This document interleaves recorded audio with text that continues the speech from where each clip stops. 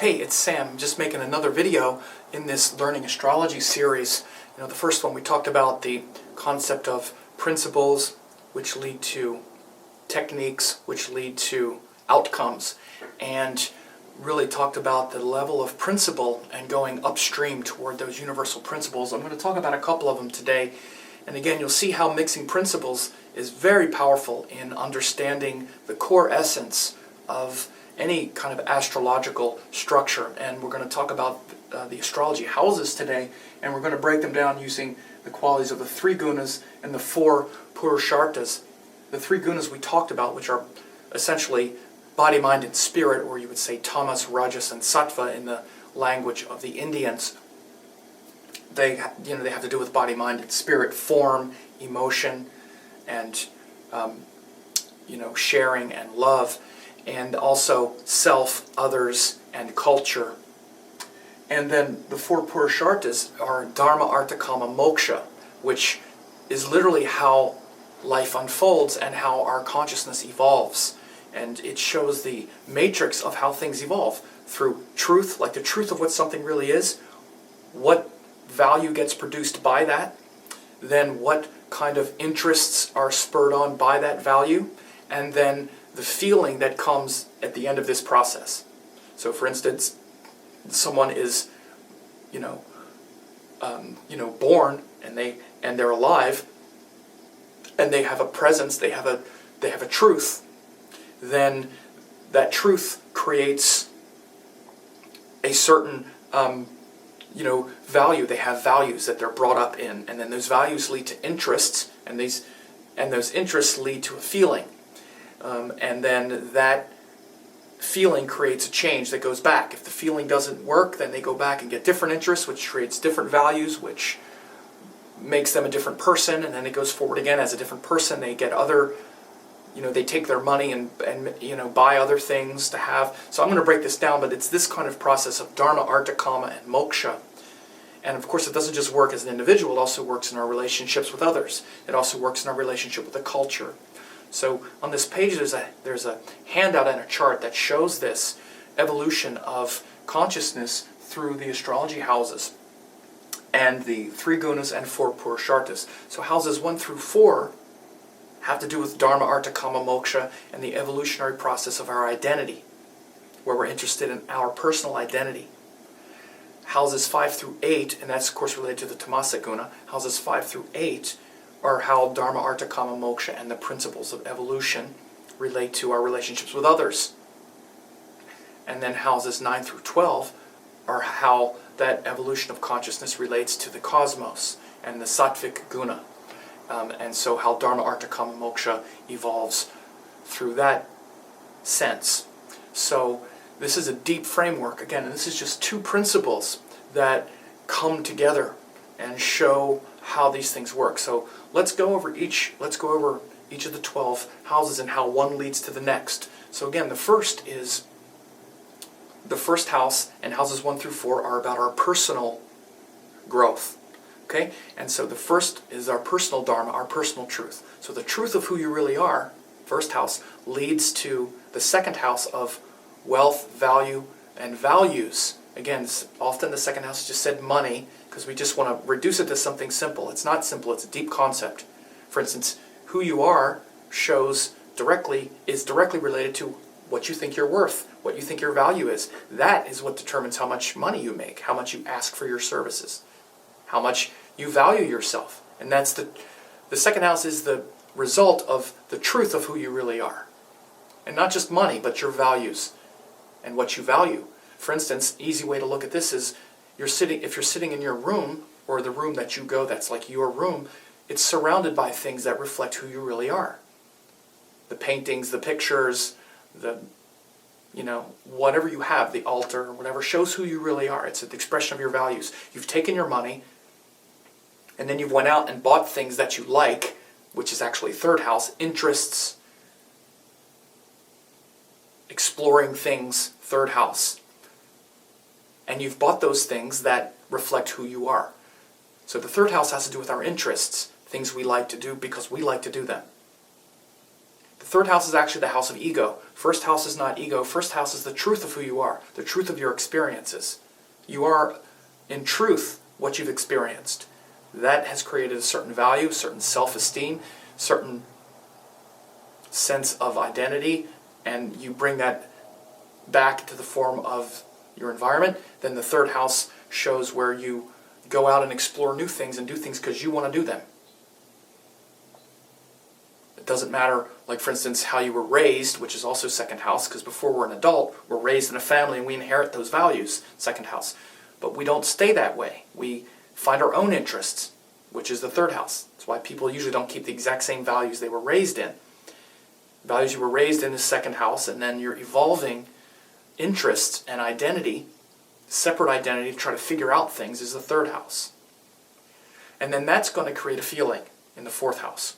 So you might go and, try this new class, and you might try a yoga class, and then you also might try kickboxing. Oh, I'm not sure, I want to get some exercise. I'll try this. I'll go to the gym and work out. I'll go to yoga. I'll go to kickboxing. I'll skydive or whatever. They create a feeling in your mind in the fourth house. And so you do more of the things that really reflect your identity, and then you let go of the others. So fourth house is moksha, where a feeling is created and then we're challenged to let go of something. That's the deepest principle of moksha, is letting go. Liberation, loss, letting go, non-attachment. So that's the first group, and it goes forward and back. So like I say, we have an identity, we have values, we seek new experiences, they create a feeling in our heart, fourth house, and then based on that feeling we let go of some experiences, third house, which creates new values, second house, which gives new experiences, first house, and new truth of who we are. And then that new truth of who we are, we take, that allows us to maybe earn more money, and that is reflected in our new values and the possessions we have, and then we go out and have new experiences. It's an evolving process. Dharma, Artha, Kama, Moksha, houses 1 through 4. Houses 5 through 8 then starts with our relations with others. And the Dharma house with others is children, the 5th house. Our heart's desire, those things we love the most. It's the form of a child, also the form of our romantic partners, our lovers. Not the one we marry necessarily, but our lovers. The one we love, our heart's desire. And our child. They're both 5th house. So this is the truth of how we're supposed to deal with others, to love them and to feel that love for them. This is the truth of our relationship with others. Based on how true we are in that, there's a result in the 6th house. We often wind up in conflict with others because because it takes a lot of work to live up to that love, to that heart's desire. It takes a lot of work and effort. We have that baby in the 5th house. We love the baby, but the baby creates a lot of work. A lot of unpleasant details and tasks, changing diapers, not sleeping, spending your money on it. But because we love the baby so much, we do it. But with other people, we don't like it. All the problems that come from other people usually leads to arguments. And this is how our romantic partner in the 5th house, we wind up fighting with them in the 6th house. And if we can do that gracefully, they might become our romantic partner in the 7th house. So the 3rd house was our personal desires. 7th house is our desires we want to fulfill with others. Again, the 3rd house was where we satisfy our personal desires. I want to do this for me. Try this thing, try that thing, that looks fun. 7th house is I want to do this with you. So it's that desires that we want to fulfill with another person. Again, this is the other people section of the zodiac, where Dharma, Artha, Kama, Moksha plays out that way. Dharma is children and romantic partners. Artha is that lead, the truth of that leads to usually some sort of conflict or some kind of service. We need to serve if we want to get, just like we need to serve our lover on some level if we want to be a partner, if we want them to be our life partner, 7th house. We need to serve that child if we're going to have a good relationship with that child when they grow up and be an adult. Because a child doesn't stay the 5th house forever. It becomes the 7th house eventually. Adult parents and children are in the 7th house.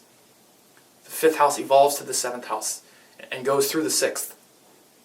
And then after that comma of the 7th, we have the 8th house, which is the fact that we're going to lose everybody.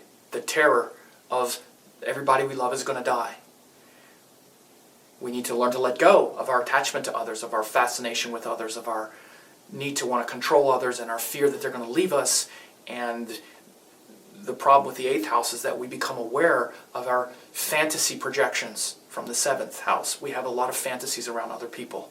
Most of our deepest fantasies are around other people, that other people will make me happy. This is the illusion of other people, and mainly of the 7th house. And it gets shattered in the 8th. They cheat on us, they leave us, they die, and we can't control it. 8th house is where we learn we can't control things. Again, moksha is about learning to let go. Let go of our fear, let go of this need to try to control our fears and control other people because we're afraid they'll leave. This is the problem of the 8th house as well. All this bad behavior, all this domineering behavior to try to keep the things we want and the people we want with us. So this creates a lot of stress and pain. So 8th house is where we become aware of our mortality, and it's our desire to want to be liberated from others. Remember, the 4th house was to be liberated literally from our ego and from our desires of the 3rd house. 3rd house is our personal desires. Again, those desires create a feeling in our mind in the 4th house.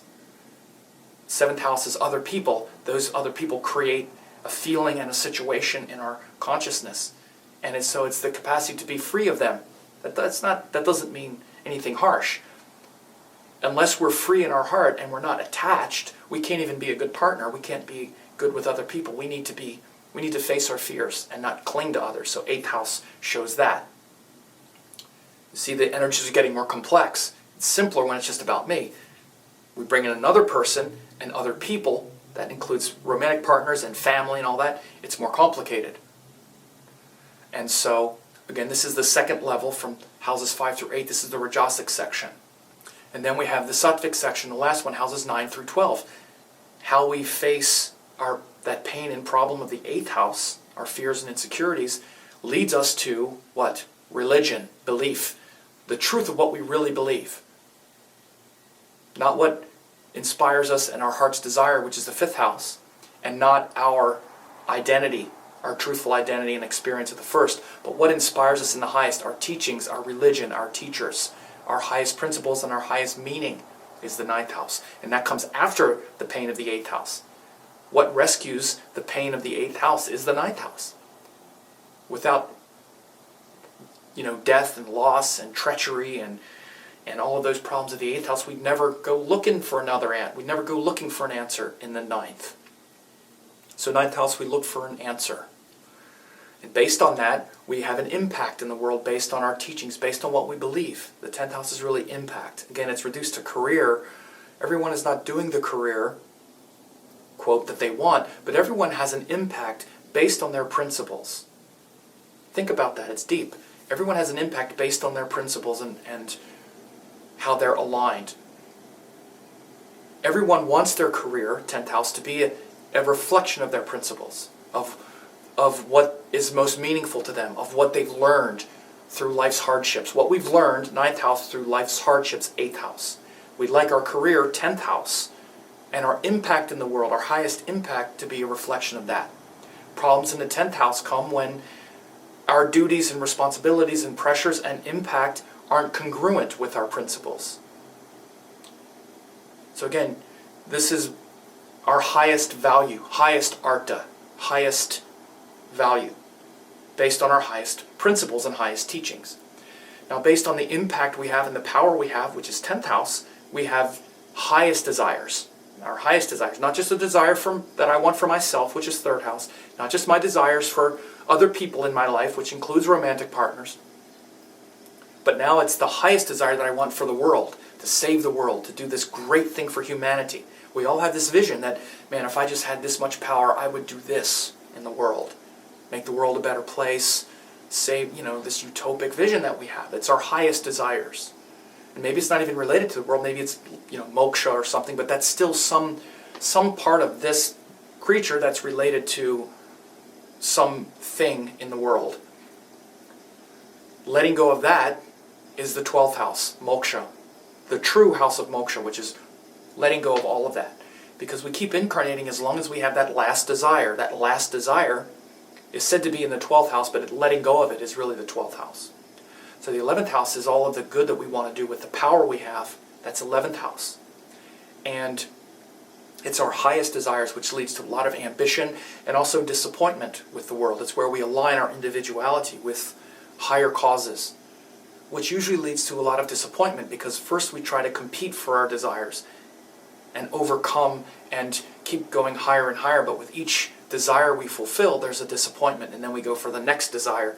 Eventually we learn nothing of this world is going to satisfy me, so I need to find the ultimate solution, which is 12th house, which is let go even of the entire world and surrender to that deep sort of cosmic realm.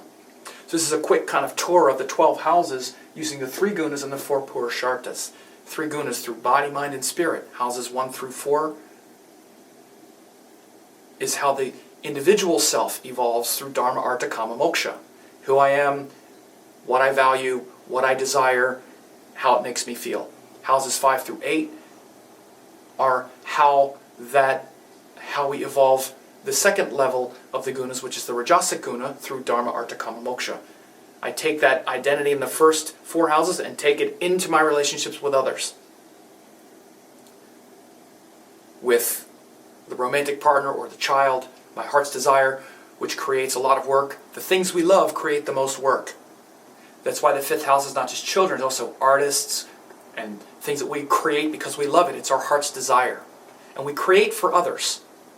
Any artist this is the immaturity of an artist who thinks, I just create for myself. No, we don't. We create for others. It's an immaturity to say that we create just for ourselves. We create to have it appreciated and to give beauty to others as well. So that's the 5th house. Things we love create the most work. 6th house, the tangible result of what we love is a lot of work. The screaming baby, diaper we need to change. We either serve that or we fight with it. Then it's the desires we want to fulfill with other people, and how well we're able to do that shows how well we're able to manage all that difficulty. The romantic partner becomes the relationship partner. The romantic partner becomes the spouse if we're able to serve that relationship, 6th house, and face that unpleasantness. Then the terror of losing, the moksha of others, the liberation from others. The liberation from the bondage we have with others is really what it is. It's an inner liberation. So the liberation from our bondage with others. That's the second